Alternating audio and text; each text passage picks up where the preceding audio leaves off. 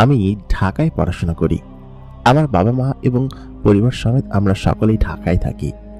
তবে সেবার গ্রামে আমরা সকলে যেতে চেয়েছিলাম। আমার কলেজের ছুটি ছিল। ছুটির মধ্যে গ্রামের বাড়িতে বেড়াতে যাওয়ার মজাই আলাদা। সেই জন্য আমি আগেই চলে যাওয়ার সিদ্ধান্ত নিলাম। আমার ছোট বোনের পরীক্ষা শেষ হওয়ার কিছুদিন বাকি ছিল, আর আমার আব্বুজান তিনিও ছুটি নিতে একটু বিলম্ব করলেন। আব্বু একজন সরকারি কর্মচারী এবং ভালো একটা পোস্টে আছেন। সেই কারণে আমাদের টাকা পয়সার তেমন কোনো অভাব নেই। মাঝে মধ্যেই সুযোগ পেলেই গ্রামে বেরিয়ে আসি। এবার প্রায় 3 বছর পর আমরা গ্রামে যাচ্ছি। শেষবার যখন আমি নবম শ্রেণীতে পড়তাম তখন আমি গ্রামে গিয়েছিলাম। 3-4 দিন থেকে চলে এসেছিলাম, কিন্তু এবার গ্রামে অনেকদিন পর যাব বলে আমার মন বেশ উসখুস করছিল। বাস গ্রামের আঁকাবাঁকা পথ ধরে চলতে শুরু করলো। তখন প্রায় বিকেল নেমে এসেছে। এই সময়টাতে আমার গ্রামের এই পরিবেশটা খুব ভালো লাগে। আমি শহরে বড় হলেও গ্রাম কেন আমাকে সবসময় টানে। মাঝে মধ্যে আসার চেষ্টা করি। গ্রামে দাদুরা আছে, চাচারা আছে। আমাদের আবার একান্নবর্তী পরিবার, যার কারণে এক পরিবারে আমরা সকলেই বসবাস করি। বাড়িতে আসলে অনেক আমেজ হয়। বাড়িতে আমি সন্ধ্যার আগে সময়ে পৌঁছে গেলাম। গ্রামের বাজারে আমার চাচাতো ভাই মিল্লাদ দাঁড়িয়েছিলেন। সে আমাকে দেখে খুব উৎসুক হয়ে তার মোটরসাইকেলে আমাকে সঙ্গে করে বাড়ি পর্যন্ত নিয়ে গেল। বাড়িতে আসার পর সে কি আনন্দ সবাই। আমি এসেছি। আমার 2 চাচা এবং দাদা দাদি এবং তাদের পরিবার সমেত এই বিশাল বড় বাড়িতে থাকে। আমার দাদা বেশ ভালোই বড়লোক আছেন এবং এই বিশাল বড় বাড়িটি তিনি তৈরি করেছেন সকলের একত্রে থাকার জন্য। তিনি কখনো কাউকে আলাদা হতে দেননি। 2 চাচা গ্রামে থাকে আর আমার আব্বু সে শহরে থাকে। এই মিলেই আমাদের পরিবার। এবং গ্রামে আমার এক চাচাতো বোন আছে নিতু। নিতু আমাকে পছন্দ করে সেটা আমি বুঝতে পারি। নিতু যে খুব বেশি খারাপ মেয়ে তা না, তাকে দেখতে খুব সুন্দরী। তবে ছোটবেলা থেকেই কেন যেন নিতু আমি বাড়িতে আসলেই আমার সঙ্গে গল্প করবে এবং আমার সঙ্গে সবসময় থাকবে। তবে এবার বাড়িতে পা রাখার পর নিতু যেন আমার সামনেই আসছিল না। ও যে বড় হয়ে গিয়েছিল, তখন তো ক্লাস 6-7-এ পড়তো। এখন নিশ্চয়ই ক্লাস 10-এ উঠেছে। দেখতে শুনতে গায়ে পায়ে মাশাআল্লাহ বড় হয়েছে। নিতু আমাকে দেখে দূর থেকে আড়াল করে গেল। আমি অবশ্য ঋতুকে তেমন একটা পছন্দ করি না, কারণ আমার পছন্দ একটু ভিন্ন। তবে নীতি এমনভাবে তাকায় শহর থেকে ফিরলে আমি, এই জন্য মাঝে মধ্যে ওর জন্য বেশ মায়াও লাগে। বাড়িতে ফিরতেই দাদু বেরিয়ে আসলেন। এসে আমাকে বললেন যে, দাদু ভাই এসেছো তুমি? তোমার জন্য আমরা সকলে অপেক্ষা করেছিলাম। তোমার আব্বা টেলিফোন করে আমাদেরকে বলেছে। যাই হোক, বাড়িতে আসার পর একটা অন্যরকম আমেজ এবং খুব আনন্দ নিয়ে আমি তাদের সাথে বসে গল্প করতে লাগলাম, খেতে লাগলাম। তারপর অনেক রাত পর্যন্ত গল্পও করলাম। সব মিলিয়ে আমার সময় বেশ ভালোই কাটতে শুরু করলো। কারণ গ্রামে আসলে এই সুযোগের অপেক্ষায় থাকি এবং আমি কখনো আমার সময়কে মিস করি না এই চমৎকার জিনিসের থেকে। সকলের সঙ্গে গল্প করে রাতে খাওয়া দাওয়া করলাম। খাওয়া দাওয়া শেষ করে আমি তখন চিন্তা করলাম যে একটু বাইরে থেকে ঘুরে আসি। বাইরে থেকে ঘুরে আসলে বোধহয় ভালো লাগবে। আমি সে রাতে বাইরে থেকে ঘোরার উদ্দেশ্যে, বেলা তখন রাত 11টা বাজে বা একটু বেশিও হবে। গ্রামাঞ্চল, চারিদিকে সকলেই ঘুমিয়ে পড়েছে। ঠান্ডা ঠান্ডা একটু বাতাস ছেড়েছে। ভাবলাম ঘরের ভিতরে না থেকে বাইরে একটু ঘোরাফেরা করে আসি, তাহলে হয়তো একটু ভালো লাগবে। চারিদিকটা একটু হাঁটাহাঁটি করলাম। আমার চাচার বাড়ি, মানে আমার দাদুর এই বাড়িটা বিশাল বড় ছিল। চারিদিকে বাউন্ডারি দেওয়া। আমার দাদাজান আবার বেশ ফল শৌখিন। তিনি এই বাড়ির চারপাশে, এমনকি বাড়ির চারদিকে যতদূর পর্যন্ত চোখ যায় সব প্রায় আমাদের জমি, এবং ওই জমির প্রত্যেকটা অঞ্চল জুড়ে উনি বিভিন্ন ধরনের ফল গাছ লাগিয়েছেন। আমাদের বাসার সামনে একটু কোনার দিকে একটা আম বাগান ছিল। ওইখানে আমার চাচাতো ভাইরা খুব সুন্দর মাচা পেতেছে বসার জন্য। আবার সেখানে দোলনাও আছে। চিন্তা করলাম ওইখানে গিয়ে একটু বসে থেকে আসি আর বাতাস খেয়ে আসি। আমি তখন খাওয়া দাওয়া শেষ করে এখান থেকে বের হলাম। আমার চাচাতো ভাই মিল্লাতকে অবশ্য বলেছিলাম চল আমার সঙ্গে, কিন্তু ও যেতে রাজি হলো না। বলল না, এত রাত্রেবেলা বাগানের ভিতরে যাই কে? বাগানের ভিতরে কি বা না আছে, আমি এখানে যাব না। তাই বলে ও নিজের ঘরে চলে গেল। আমি একা একাই সেই বাগানে যাওয়ার সিদ্ধান্ত নিলাম এবং হাঁটতে হাঁটতে ওই বাগানের ওইখানে গিয়ে দোলনায় বসে পড়লাম। আম বাগানটা বিশাল বড়, আমও ধরেছে। ওই সময়টাতে আম এত পরিমাণ বড় বড় হয়েছিল যে আমি খাওয়ার লোভ সামলাতে পারলাম না।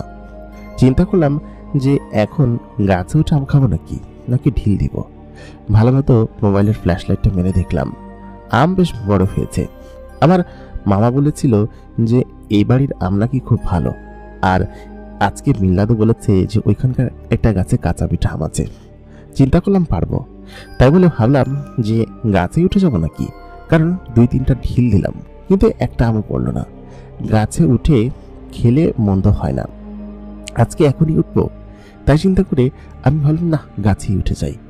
সঙ্গে করে আবার লবণ এবং চাকু নিয়ে এসেছিলাম, সেহেতু এখানে বসে আম খাওয়ার এই মজাটা আমি হারাতে চাই না।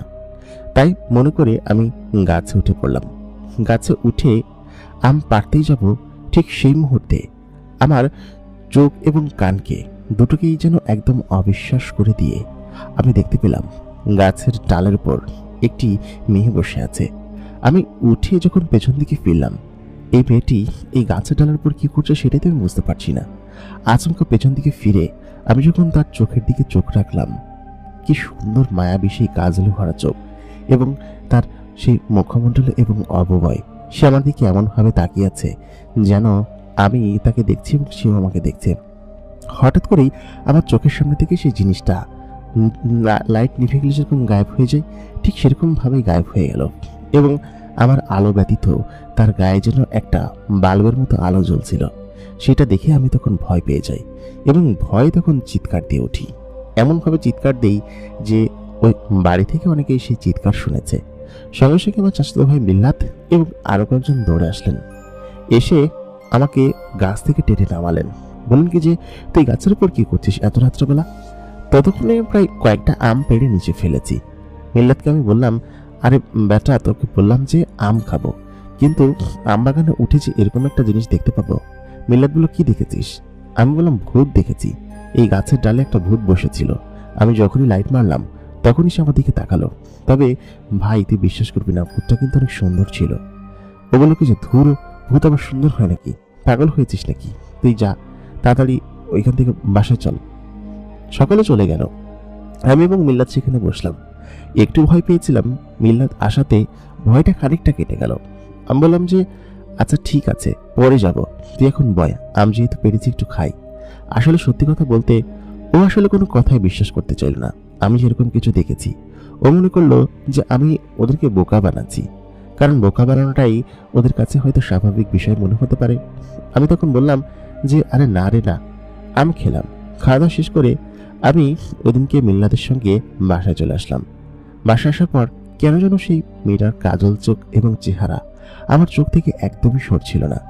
আমি তার কথা ভাবতে ভাবতেই যেন সেখানে বসে রইলাম সারা রাত, কারণ মেয়েটির যে চেহারা এবং তার যে সুন্দর কাজল ভরা চোখ, ওই চোখের দিকে আমি কয়েকবার তাকিয়েছি।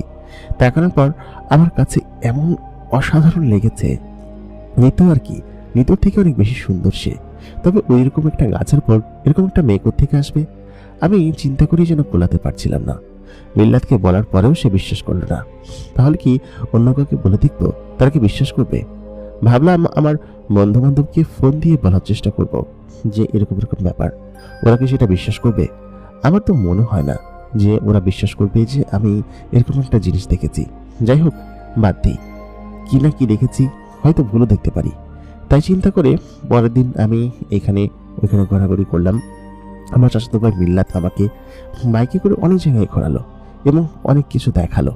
সমস্ত কিছু দেখতে অবশ্য খুব সুন্দর এবং খুব মায়াময়। আমি সমস্ত কিছু দেখে বেশ অভিভূত হলাম। আর গ্রামের এই সমস্ত পরিবেশই আমার কাছে সব থেকে বেশি সুন্দর লাগে। এত সুন্দর পরিবেশ আমি ঢাকা শহরে বা পাবো কোথায়? সেই জন্য গ্রামের এই পরিবেশ উপভোগ করতে লাগলাম।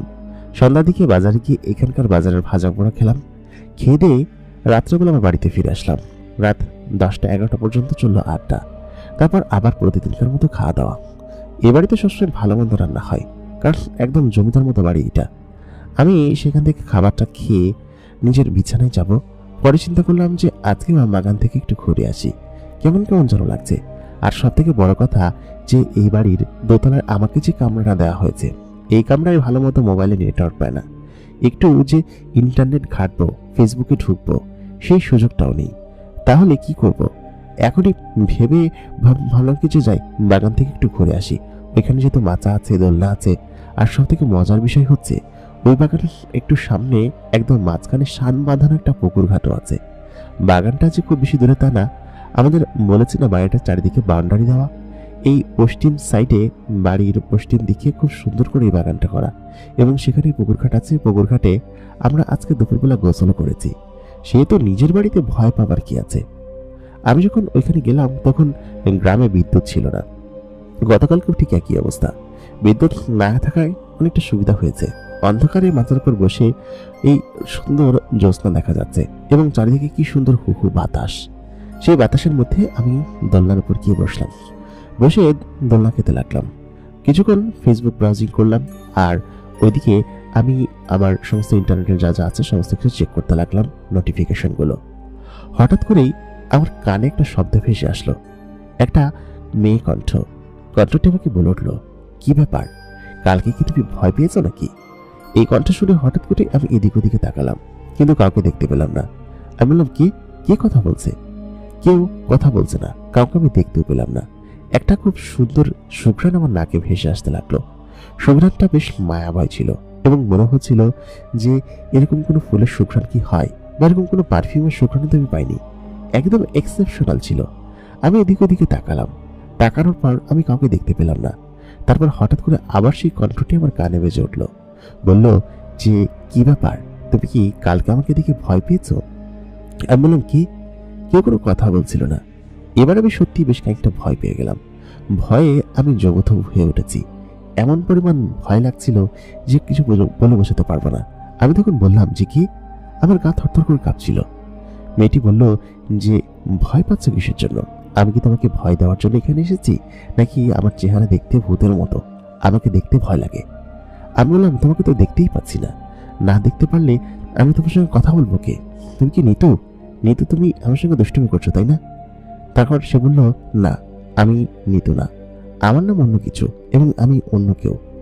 তারপর আমি বললাম যে, মজা করো না নিতু, আমার কিন্তু ভীষণ ভয় লাগছে, তুমি সামনে আসো, আমি জানি এটা তুমি। তারপর মেয়েটি বলল, নিতুকে? আমি বললাম, নিতুকে মানে?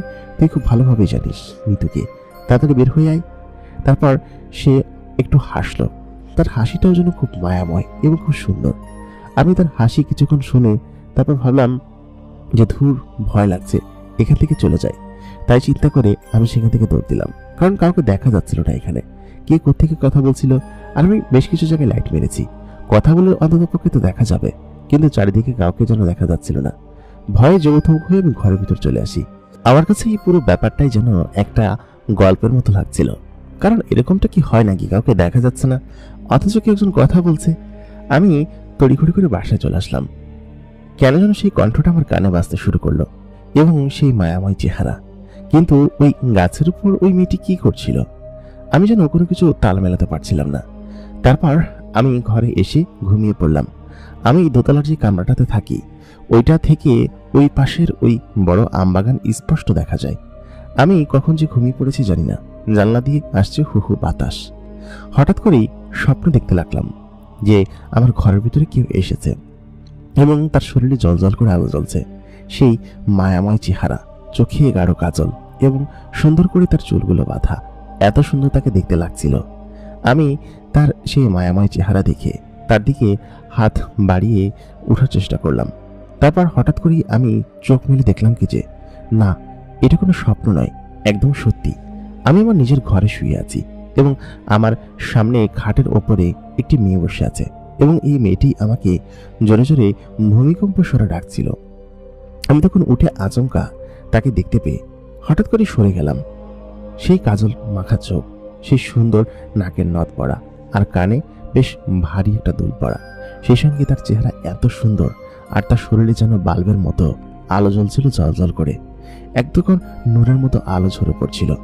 আমি তখন তাকে বললাম যে, তুমি কে, এবং তুমি এখানে কি করছো? মেয়েটি তখন বলল, কি, আমাকে দেখে ভয় পেয়েছো বুঝি? আমি বললাম কি যে, ভয় পাবো কিসের জন্য, তুমি এখানে কিভাবে আসলে? আর তুমি ওই গাছের উপর থাকা সেই মেয়েটি না? তখন সে একটু হাসলো, হেসে বলল যে হ্যাঁ, তাহলে চিনতে পেরেছো তুমি আমাকে? আমি যে গাছের উপর বসেছিলাম। আমি একটু ভয় পেয়ে বললাম, তুমি আমার ঘরের ভিতরে আসলে কিভাবে? ঘরের ভিতর তো আসার তো কোনো সুযোগই নেই, কারণ ঘরের দরজা বন্ধ করা, জানালা গ্রিল আছে, তাহলে ঘরের ভিতরে আসলে কিভাবে? সে বলল যে আমাদের ঘরের ভিতরে ঢুকতে কোনো কিছুর প্রয়োজন হয় না। আমি বললাম কেন? তোমরা কি ভূত প্রেত নাকি?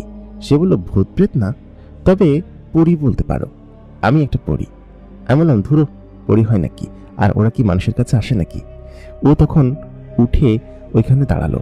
দাঁড়ানোর পর আমাকে বলল কেন হয় না? কেন তুমি আমাকে বিশ্বাস করতে চাচ্ছ না? আমি বললাম কি যে না, আমি মনে মনে ভাবলাম যে তাকে একটু বাজিয়ে দেখি, তার সমস্ত পরিচয় সে একাই দিয়ে দিক। তা না হলে আমি জোর করে তার কাছ থেকে শুনতে যাবো কিসের জন্য? তাকে এই জন্য রাগিয়ে দিলাম একটু।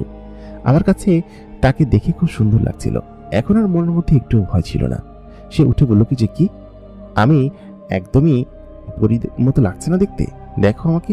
তাই বলে এসে তার বিশাল আকৃতির ডানাটা লম্বা করে মেলে ধরল এবং তার সেই সুন্দর চেহারা, কি লাবণ্যময় রূপ। আমি যেন মুগ্ধ হয়ে যাচ্ছিলাম তার দিকে তাকিয়ে। ও তখন আমাকে বলল যে এবার দেখো, আমাকে চেনা যাচ্ছে না? আমি বললাম তোমার নাম কি? সে তখন রাগবাগ করে বলে ফেলল আমার নাম ফাতেমা।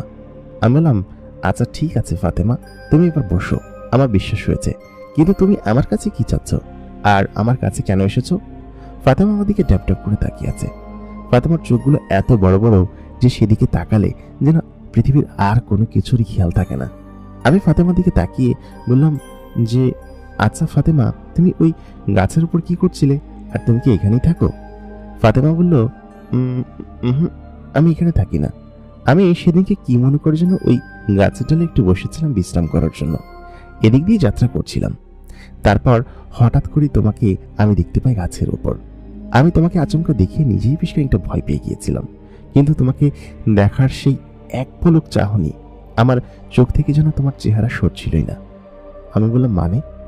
ও তখন বলল যে আচ্ছা শোনো, সত্যি কথা বলতে আমার তোমাকে বেশ পছন্দ হয়েছে এবং মনে হয় আমি তোমাকে ভালোবেসে ফেলেছি। আমি বললাম কি বলছো, তুমি আমাকে ভালোবেসে ফেলেছো? কিন্তু ও তখন বলল যে হ্যাঁ হ্যাঁ, তুমি সত্যিই শুনছো। আসলে সত্যি কথা বলতে আমার এর আগে কাউকে এত বেশি ভালো কখনোই লাগেনি। তোমার নাম কি? আমি তখন আমার নামটা বললাম। আমার নাম শোনা মাত্রই ও বলল বাহ, খুব সুন্দর নাম তো। এখন থেকে আমি তোমার কাছে মাঝে মধ্যে আসবো, তুমি কি আমাকে দেখে ভয় পাবে? আমি বললাম যে ভয় তো একটু লেগেছিল শুরুর দিকে, তবে এখন আর তেমন ভয় লাগছে না। ও বলল আচ্ছা ঠিক আছে, এই তো আমার সাহসী রাজকুমার, তোমাকে আমার খুব ভালো লেগেছে, আমি মাঝে মধ্যেই তোমার সঙ্গে দেখা করতে আসবো, ঠিক আছে? তারপর যাওয়ার আগে আমি বললাম ফাতেমা, তোমার পরিচয় তো বলে গেলে না, তুমি কোত্থেকে এসেছো? ও তখন বলল যে আমি বলবো, সমস্ত কিছুই বলবো। আমি বললাম না, এখনই বলো কোত্থেকে এসেছো তুমি? ও বলল এত তাড়াতাড়ি সমস্ত কিছু জেনে গেলে হবে? আজকে আমি যাই, আমি আবার আসবো তোমার কাছে কালকে। তারপর হঠাৎ করে আমার চোখের পলকে গায়েব হয়ে গেল। আমি যেন তার সঙ্গে কথা বলতে উৎসুক হয়েছিলাম এবং তার কথা চিন্তা করতে করতে আমার ওই রাতে আর ঘুমিয়ে আসলো না। আমি সারা রাত চাতক পাখির মতো আকাশের দিকে চেয়ে রইলাম। ফাতেমা দেখতে কি সুন্দর, এরকম কাউকে আমি আমার জীবনে যদি পাই তাহলে আমার জীবনটা একদম উৎফুল্ল হয়ে যাবে। আমি ওদিনকে প্রায় অনেকটা বেলা করেই ঘুম থেকে উঠলাম। সকালবেলা দেখি নিতু আমাকে ডাকতে এসেছে। আমি ওইখানে বসে আছি, মানে শুয়ে আছি আর কি। ওই অবস্থায় নিতু আমাকে ভূমিকম্প সুরে ডাকতে শুরু করলো। বলল এই ভাইয়া ওঠো ওঠো, তোমাকে খাবার জন্য ডাকছে। আমি আচমকা ঘুম থেকে উঠে নিতুর হাতটা চেপে ধরলাম। আমি ভাবলাম ফাতেমা এসেছে হয়তো, কারণ ওই সময়টাতে তো এইখানে কেউ আমাকে ডাকতে আসে না, আমি একা একাই ঘুম থেকে উঠি। তবে ওই যে কালকে রাত্রে যে একদমই ঘুম হয়নি, এই জন্য আমি অনেক বেলা করে ঘুম থেকে উঠেছি। আমি আচমকা নিতুকে এরকম ঝাপটে ধরতে, নিতু যে এরকমটা লজ্জা পাবে এবং সে সঙ্গে বেশ আনন্দ পাবে আমি বুঝতে পারিনি। আমি ঘুম থেকে উঠে নিতুকে বলছি না না, এখন উঠবো না, আমি এখন যাব না, তুমি আমার কাছে আসো। তাই বলেই আচমকা যখন চোখ খুললাম দেখলাম আমি নিতুকে প্রায় কাছে টেনে আমার কাছেই নিয়ে ফেলেছি। নিতু নিজে থেকেও কিছু বলছে না, আমি উঠে সঙ্গে সঙ্গে বললাম, এই তুই এখানে কি করছিস, এখানে কেন এসেছিস? ও তখন বলল যে তোমাকে ডাকার জন্য এসেছে সাজ্জাদ ভাইয়া। আমি বললাম কি যে কেন, আমাকে ডাকার জন্য কেন এসেছে? আমি বললাম যে আচ্ছা ঠিক আছে, যা, বুঝতে পেরেছি। ও তখন বললো খাবার জন্য ডাকছে। এখন বেলা কয়টা বাজে জানো? তুমি এখন পর্যন্ত ঘুমাচ্ছ?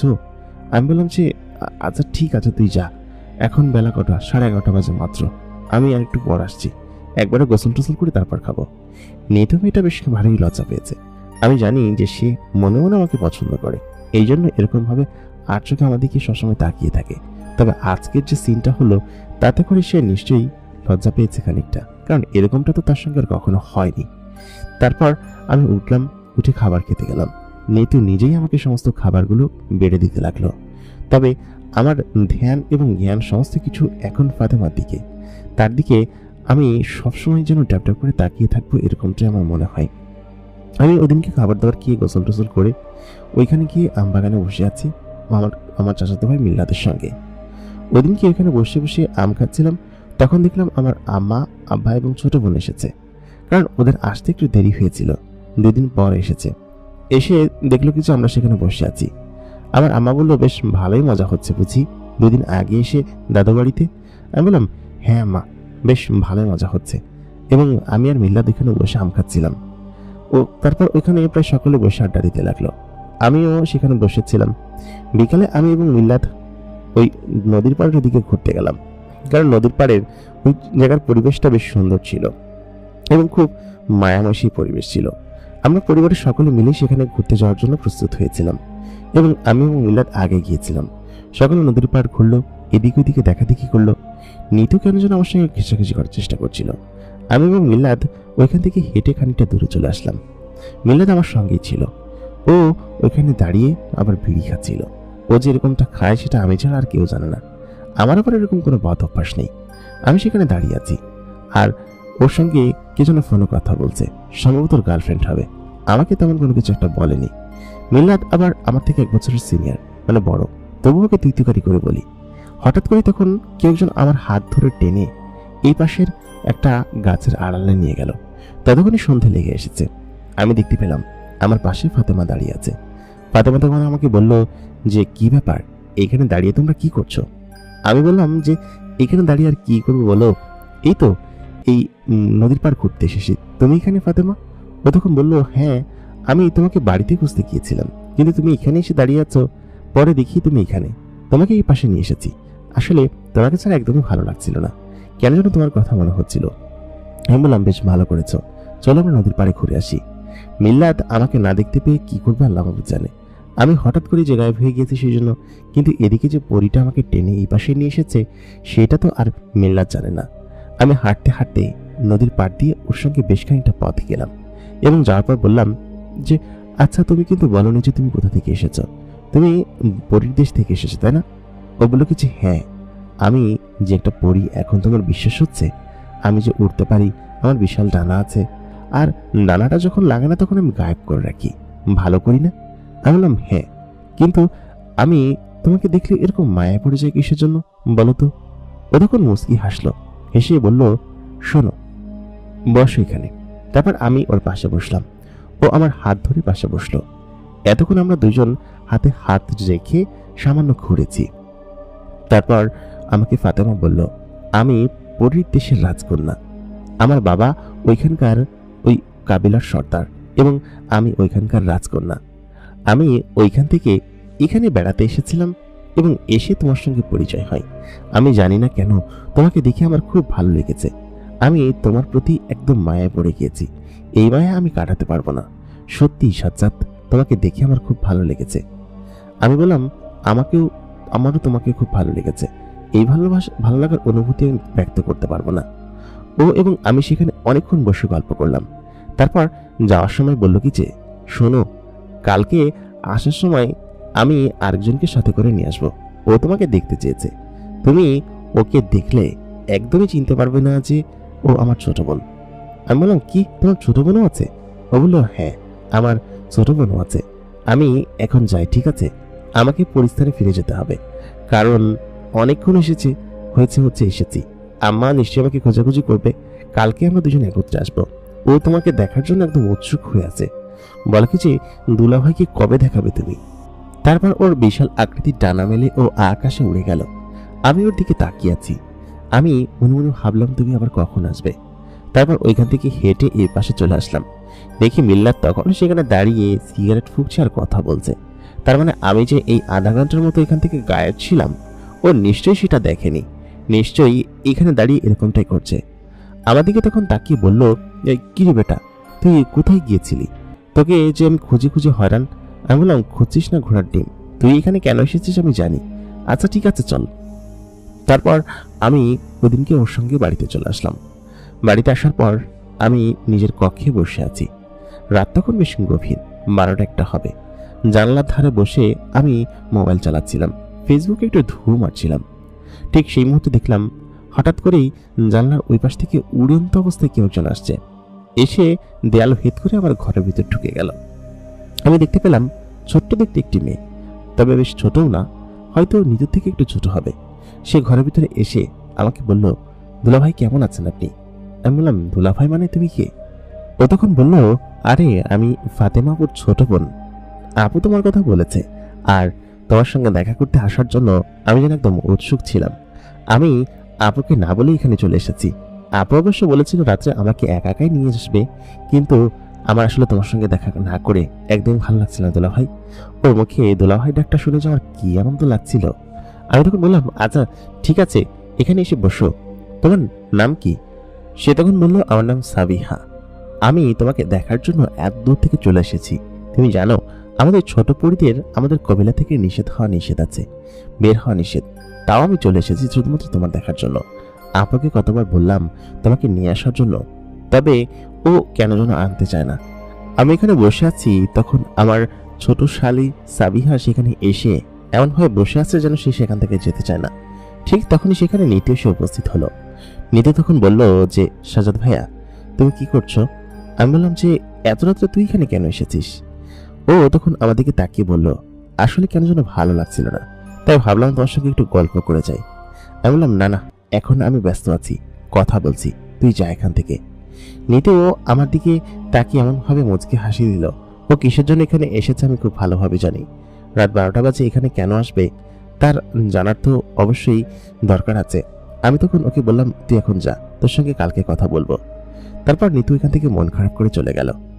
তারপর আমার শালি আমার দিকে তাকিয়ে বলল যে, কি ব্যাপার তোমার কাছে ওই এখন আসলে কিসের জন্য? আপুকে কি বলে দিব? আমি বললাম যে, না আসলে বিষয়টা ঠিক তা না, ও হচ্ছে আমার কাজিন, এখানে এসেছিল হয়তো কিছু কাজে, তাছাড়া কিছু না। ও ওইখানে ওরকম ভাবে বসে আছে। ঠিক তখনই ফাতেমা এসে উপস্থিত। ফাতেমার দিকে তাকিয়ে বলল, কিরে সাবিহা তুই এখানে কি করছিস? তারপর আমি বললাম যে, আমার শালি এখানে এসেছে তাতে তোমার কি? ওইখানে এসে বসে থাকো, তুমি এত দেরি করে আসলে কিসের জন্য? ও তখন বলল, ওর এত বড় সাহস, ও আমাকে না জানিয়ে এত দূর থেকে উড়ে উড়ে একাই চলে এসেছে, সেই পরিস্থান থেকে। আমি বললাম যে, আসুক না, আমার কাছে আসবে, তাতে কি হয়েছে? ও তখন বলল, না না, আমি দুলাভাইয়ের কাছে এসেছি, আমি তাকে দেখবো এবং গল্প করবো বলে। তুই যেরকম ভাবে বলিস দুলাভাই কিন্তু তার থেকেও সুন্দর আছে, আমার কাছে বেশ ভালো লেগেছে। ওরকম বললো, ফাজিল, ভালো লাগুক বা না লাগুক তাতে তোর কি? তুই এখান থেকে যা, তাড়াতাড়ি এখান থেকে যা। তাই বলে ও তাকে ওইখান থেকে বিদায় করে দিল। আমি বললাম, আহা থাকুক না। ও বললো কি যে, একদমই না, এই কাবাবের মধ্যে হাড্ডি কি ভালো লাগে? একদমই না। তারপর ও ওইখান থেকে চলে গেল। নিতু এখানে এসেছিল কিসের জন্য সেটা ফাতেমাও জিজ্ঞেস করলো। আমি তখন বললাম, এসেছিল একটা কাজে, চলে গিয়েছে, আর আসবে না। ফাতেমা নিজে গিয়ে দরজা বন্ধ করে দিয়ে আসলো। তারপর এসে আমাকে চেপে ধরে বললো কি যে, নিতু তোমার কি হয় বলো তো? ও তোমার কাছে কেন আসে এত বারবার? আমি বললাম, কি হয় মানে কি, আমার কাজিন সেই জন্য, আর তাছাড়া এরকম কি? ও তখন আমাকে বলল, একদম কাঁচা খেয়ে ফেলবো যদি তোমার দিকে কেউ তাকায়। আমি বললাম, আচ্ছা ঠিক আছে, তাকাবে না, আমি তো নিজেই তোমাকে পছন্দ করি, আর কে বা আমার দিকে তাকাবে? ও তখন বলল যে, আমি ভেবেছিলাম তোমাকে পরিস্থানে নিয়ে যাব, তবে তুমি যে কাহিনী করলে, সত্যি এবার তোমাকে নিয়ে যাওয়া যাবে না। আমি বললাম কি যে, কেন পরিস্থানে কেন নিয়ে যাওয়া যাবে না? আমি যাবো সেখানে, ওইখানটা দেখতে কেমন? ও বলল, আমি তোমাকে নিয়ে যাব এবং আমি যেখানে থাকি সেই জায়গাটা দেখাবো। আসলে আজকে বাসায় কেউই নেই, এই জন্য ভাবলাম যে তোমাকে নিয়ে যাই। সেই সুযোগে তো সাবিহা এখানে এসে উপস্থিত হয়েছে। চলো তোমাকে আজকে পরিস্থানে নিয়ে যাব। আজকে আমার মন মেজাজ খুব ভালো আছে। আমি বললাম, সত্যি নিয়ে যাবা? ও তখন বলল, হ্যাঁ। তাই বলে ও আমাকে টান দিয়ে ওর সঙ্গে আমাকে জড়িয়ে ধরলো। প্রথমবার মতো ওকে জড়িয়ে ধরে আমার কাছে এত আনন্দ লাগছিল। আমি তখন বললাম যে, আমাকে পরিস্থানে কেন নিয়ে যাচ্ছ? ও বলল, ভালো লাগছে তাই, চলো তোমাকে দেখিয়ে নিয়ে আসি। কেন যেন তোমাকে আমার সমস্ত কিছু না দেখিয়ে তর্সই ছিল না। তারপর ও আমাকে ধরে চারিদিকে ঘূর্ণানোর মতো এক ধরনের আলো বইতে শুরু করলো। তারপর হঠাৎ করে আমি দেখলাম আমি অন্য একটা জগতে দাঁড়িয়ে আছি। বেশ কিছুক্ষণ সেই আলোর ভিতরে ছিলাম, প্রায় 20 সেকেন্ড তো হবেই। এর মধ্যেই আমি ওদের ওইখান থেকে, আমার বাড়ি থেকে আমি এখানে চলে এসেছি। কি আশ্চর্যের বিষয়! এদিক ওদিকে তাকিয়ে আমি সত্যি সত্যি দেখতে পেলাম যে এটা পরিস্থান এবং এক অন্য জগৎ। চারিদিকে শুধুমাত্র গোলাপি রঙের পাতাওয়ালা গাছ এবং বেশ অদ্ভুত অদ্ভুত ফুল ফুটে আছে। ফুলগুলোর রং সবুজ। অদ্ভুত তো, এরকম কোনো কিছু হয় নাকি আবার? আমি এদিক ওদিকে তাকিয়ে তখন ওকে বললাম যে, এই জগৎটা এমন কেন? ও তখন বলল, আমরা এরকম জায়গায় তো থাকি, এটাই পরিস্থান, এটা আমাদের প্রাসাদ, আমরা দুই বোন এই প্রাসাদে থাকি। তখন সাবিহা দৌড়ে এসে বলল, দুলা ভাই, তোমাকে তাহলে ও সত্যি সত্যি নিয়ে এসেছে। আজকে বাসায় আব্বা আম্মা কেউই নেই, সেই সুযোগে তোমাকে এখানে নিয়ে এসেছে। আমরা এই পাশের এই বড় বড় দুইটা প্রাসাদে থাকি, আর আমাদের মূল প্রাসাদ হচ্ছে সামনে, ওই দেখো। আমি দেখতে পেলাম বড় একটা প্রাসাদ রয়েছে সামনে, এবং এইখানে ওর জন্য এবং সাবিহার জন্য এই বড় বড় দুই পাশের এরকম বড় বড় দুটো প্রাসাদ তৈরি করে দেওয়া হয়েছে। কি বড় এবং কি বিশাল! তার মানে আমি সাধারণ কারো প্রেমে পড়িনি, এই নিশ্চয়ই পরিস্থানের রাজকন্যা। পরিস্থানের রাজকন্যার সঙ্গে আমার যে কি হবে সেটাই আমি বুঝতে পারছি না। আমি তখন ওকে বললাম যে, তোমার আব্বা মা কি আমাদের সম্পর্ক মেনে নিবে? ও বলল কি যে, কেন মেনে নিবে না? আমি তোমাকে পছন্দ করেছি, সেটাই সব থেকে বড় কিছু। আর না মেনে নিলে আমি তোমার সঙ্গে চলে আসব। তোমাকে ভালোবেসেছি কিসের জন্য, এমনি এমনি নাকি? তারপর ও আমাকে নিয়ে গেল ওর কক্ষে। সেই কক্ষটা চারিদিকে কি সুন্দর বড় বড় পর্দা দিয়ে সাজানো এবং এত উঁচু। ও তখন বলল যে, এই হচ্ছে আমার ঘর। ঘরের ভিতর ঢোকা মাত্রই ওর গায়ে যে অদ্ভুত ফুলের সুঘ্রাণটা পাওয়া যায়, সেই সুঘ্রাণটা চারিদিকে আমি পেতে লাগলাম এবং এত মায়াময় সেই সুঘ্রাণ ছিল। আমি সমস্ত জায়গা দিয়ে ওই সুঘ্রাণ এবং সমস্ত আলোকিত জিনিসগুলো দেখতে শুরু করলাম। সত্যিই খুব ভালো লাগছিল আমার কাছে, এবং চারিদিকে এত পরিমাণ সুন্দর পরিবেশ ছিল। ও আমাকে ঘুরিয়ে ঘুরিয়ে ওর ঘরের সমস্ত জিনিস দেখাতে লাগলো। ওর সাজগুজের জিনিস, ওর বসার ঘর, ওর শোবার ঘর, তারপর কোথায় কোথায় কি করে সমস্ত জিনিস দেখালো। খানিকক্ষণ বাদে ও নিয়ে গেল ওদের ওইখানকার ওই বাগানে, যেই বাগানটা আসলে খুব সুন্দর ফুল দিয়ে সজ্জিত ছিল। গোলাপি, হলুদ, লাল, নীল, সবুজ, এরকম ধরনের নানান ফুল দিয়ে সুসজ্জিত, এবং এরকম অদ্ভুত ফুল এবং ঘ্রাণময় ফুল এর আগে আমি কখনো দেখিনি। ও আমাকে বলল, এই জায়গাটা আমার কাছে খুব ভালো লাগে, মাঝে মধ্যে এখানে এসে বসে থাকি। তোমার কথা যখন খুব মনে হয়, এখান থেকে যখন যেতে পারি না, তখন কেন যেন এই ফুল গাছের গোড়ায় বসলে তোমাকে আমি অনুভব করতে পারি। তারপর ওই দিনকে ও প্রথমবার আমাকে জড়িয়ে ধরে কেন যেন আমার দিকে তাকিয়ে চুমু খেলো। সেই অনুভূতিটা আমি সত্যি ব্যক্ত করতে পারবো না। আমার কাছে যেন এক অন্যরকম স্বর্গীয় অনুভূতির মধ্যে ছিল, এবং সেই অনুভূতি আমি কখনোই ভুলতে পারবো না। আমি ওইখান থেকে বেশ খানিকক্ষণ ঘোরাঘুরি করার পর হঠাৎ করে দেখলাম আকাশে উড়ন্ত অবস্থায় টকবক টকবক করে একদল ঘোড়া ওই প্রাসাদের দিকে এগিয়ে আসছে। তখন সাবিহা এসে বলল, আপু তাড়াতাড়ি চল, কারণ হচ্ছে আব্বা আম্মা চলে এসেছে, ভাইয়াকে দিয়াই। আমি তখন বললাম যে, আমি এখন যাব কিভাবে? তড়িঘড়ি করে ও না দিতে পেরে ওর নিজের ঘরে আমাকে লুকিয়ে রাখলো। তড়িঘড়ি করে সেইখানে আমি ওইখানকার খাটের লকে লুকিয়ে পড়লাম। সেখানে এসে দেখি কি যে সাবিহা আর এবং আমার পরি যে প্রেমিকা আছে ফাতেমার মা এসে উপস্থিত। এসে চারিদিকে খোঁজাখুঁজি করতে লাগলেন, কারণ সে নাকি মানুষের গন্ধ পাচ্ছে। আমি তখন বললাম যে, উনি কেন এসেছেন? তখন ফাতেমা আমাকে বলল, চুপ থাকো, একদম কোনো কথা বলো না। উনি তোমার গায়ের ঘ্রাণ পেয়েছে, কারণ জিনেরা মানুষের গায়ের ঘ্রাণ পায় এবং মানুষ আশেপাশে থাকলে ওরা বুঝতে পারে। নিশ্চয়ই সেটাই টের পেয়েছে। আমি ওই দিনকে ওর সঙ্গে ওইখানে অনেকক্ষণ থেকেছিলাম, কারণ ওর মা তখন ওইখান থেকে চলে গিয়েছিল। তারপর ওইখানে থাকার পর ও আমাকে রাত্রে গভীর আমাকে আমার বাড়িতে নামিয়ে দিয়ে গেল। বলল, আজকে খুব জোর বাঁচা বেঁচে গিয়েছি। তোমাকে পরিস্থানে নিয়ে যাওয়ার এই সিদ্ধান্তটা আসলে বেশ অদ্ভুত ছিল। যদি ধরা খেয়ে যেতাম তাহলে একদম আমার অবস্থা খারাপ ছিল। বাড়িতে এসেছি প্রায় 10-12 দিন সময় পার হয়ে গিয়েছে। আব্বার ছুটিও শেষ, তিনি চলে যাবে বলে সিদ্ধান্ত নিল। আমি মনে মনে বললাম যে আমি এই মুহূর্তে যাব না, আমার যেতে সময় লাগবে। আব্বা তখন বলল, যাবি না মানে? তোর কলেজ খুলেছে আর এই মুহূর্তে তুই কেন যাবি না? তুই চল, তাড়াতাড়ি এখান থেকে চল। আব্বা এক প্রকার জোর জবরদস্তি করেই ওদিনকে আমাকে নিয়ে গেল। তবে আমার যাওয়ার কোনো ইচ্ছা ছিল না। গতকাল রাত্রেই পরিশ্রম থেকে ফিরেছি। এই মুহূর্তে যদি আমি এখন এখান থেকে চলে যাই, তাহলে ফাতেমার সঙ্গে কি আমার আর দেখা হবে? মনে তো হচ্ছে না যে দেখা হবে, কারণ ও যদি আর না আসে অথবা আমার বাসার ঠিকানা না চেনে। আমাকে তড়িঘড়ি করে আব্বা ঢাকায় নিয়ে আসলো। ঢাকায় আনার পর আমার মন খুব খারাপ ছিল। আমি পরের দিন কলেজে যাব না বলে প্রায় 2-3 দিন কাটিয়ে ফেললাম। এর মাঝখানে ফাতেমার সঙ্গে আমার একদমই দেখা হচ্ছিল না, কারণ দেখা হবেও বা কিভাবে? ও তো আর এইখানে এরকম ভাবে আমার কাছে এসে বসে থাকবে না। আমি চিন্তা করতে লাগলাম যে ও কখন আসবে। এর পরের দিন কলেজে গেলাম, ভাবলাম বন্ধুদের কাছে সঙ্গে শেয়ার করব, কিন্তু বললে কি বন্ধুরা বিশ্বাস করবে? ভাবলাম যে বিশ্বাস করুক বা না করুক, আমার কাছের যে সব থেকে বন্ধুটা, তাকে বললাম যেরকম একটা পড়ি। ও তখন বলল, ধরো এরকম কোনো কিছু হয় নাকি? দেখতে দেখতে প্রায় সপ্তাহখানিক সময় মাঝখানে কেটে গেল, কিন্তু ওদিকে সাবিহা এবং ফাতেমার কোনো খবর নেই। কেন ওরা আসছে না সেই কথা আমি ভাবতে লাগলাম এবং চিন্তাও করতে লাগলাম। এদিকে ওদিকে অনেক খোঁজাখুঁজি করেও কোথাও ফাতেমার দেখা পাচ্ছিলাম না। তাহলে ও আসছে না কিসের জন্য? সেদিন পরিস্থানে গিয়ে কি তাহলে ওর বাবা মা দেখে ফেলেছে? কেন যেন সমস্ত কিছু ওলটপালট হয়ে যাচ্ছিল। ওকে ছাড়া যে আমার একটু ভালো লাগে না, সেটা কিন্তু আমি খুব ভালোভাবেই বুঝতে পারি। আমার কেন যেন সমস্ত কিছু গোলমাল পাকিয়ে যাচ্ছিল। এবার পরীক্ষা শেষ হলো, মাঝখানে ইন্টারমিডিয়েট পরীক্ষা এসেছিল, যার কারণে 2-3 মাস সময় পার হয়ে গেল। এই 2-3 মাস সময়ের মধ্যে আমার কাছে সাবিহা অথবা ফাতেমা কেউ এসে উপস্থিত হয়নি। আমি যে কি করবো কিছু বুঝে উঠতে পারছিলাম না। আমার কাছে খুব খারাপ লাগছিল।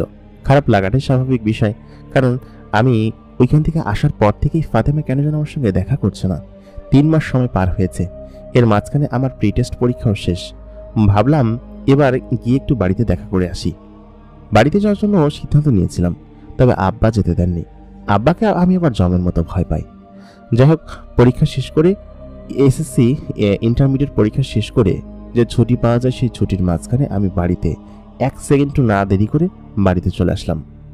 আসার পর আমি ওই আম গাছের গোড়ায় বসেছিলাম যে ওইখানে নিশ্চয়ই ফাতেমা আসবে, কিন্তু দিন চলে যায়, আবার সপ্তাহ চলে যায়, কিন্তু ফাতেমার কোনো খবর নেই। আমি যেন একদম ভেঙে পড়েছিলাম। এই কারণে আমার পরীক্ষার রেজাল্টও খারাপ হলো, কারণ ফাতেমা আমার জীবনের এক অবিচ্ছেদ্য অংশ।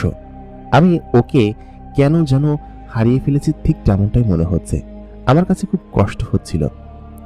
ওদিনকে রাতের বেলা আমি যখন ওইখান থেকে ফিরে আসব, হঠাৎ করেই একটা কণ্ঠ আমার কানে ভেসে আসলো। কণ্ঠটা ছিল সাবিহার। সাবিহা আমার কাছে আসলো, এসে সে কান্না করতে শুরু করলো।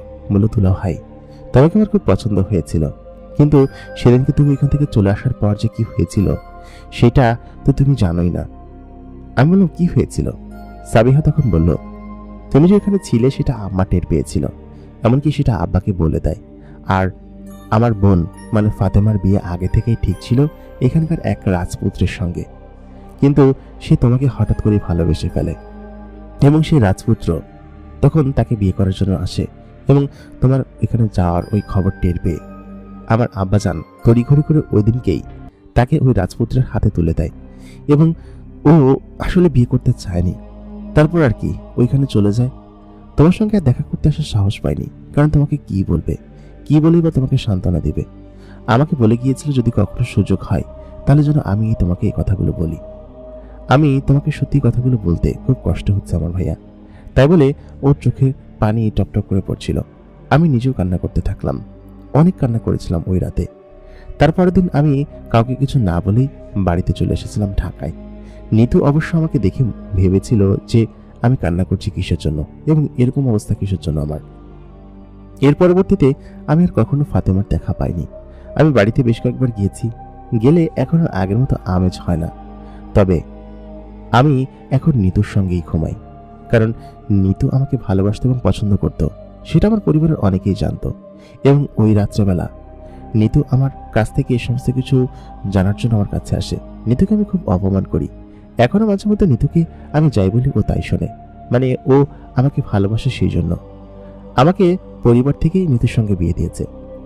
আজকে অনেক বছর পর এইখানে আসা হলো। এক প্রকার আমার দাদা বাড়ি আবার শ্বশুর বাড়িও। আমি এবং নিতু আম গাছের ওই বাগানের এখানে বসে আছি। তবে আমার মন পড়ে আছে ফাতেমার দিকে। নিতু আমাকে আম কেটে দিচ্ছে আর আমি সেগুলো খাচ্ছি। সেই কথাগুলো মনে পড়ে, আজকে থেকে কতগুলো বছর আগের ঘটনা। সেই ঘটনা মনে পড়লে এখন আমার কাছে খারাপ লাগে। নিতুই হয়তো জিতে গিয়েছে আমাকে ভালোবেসে, আর আমি হেরে গিয়েছি ফাতেমার ভালোবাসার কাছে, পরিস্থানের রাজকন্যা। প্রিয় দর্শক, আমাদের আজকের ঘটনাটি আপনাদের কাছে কেমন লাগলো অবশ্যই কমেন্ট করে জানাতে ভুলবেন না। এমনই সব গল্প শুনতে আমাদের চ্যানেলটাকে অবশ্যই সাবস্ক্রাইব করে রাখুন। দেখা হচ্ছে পরবর্তী এপিসোডে নতুন কোনো ঘটনা নিয়ে এবং গল্প নিয়ে। ততক্ষণ পর্যন্ত সকালে ভালো থাকবেন, সুস্থ থাকবেন। এতক্ষণ কন্টেন্ট আর যে ইমরান আপনাদের সঙ্গে ছিলাম। ধন্যবাদ সবাইকে।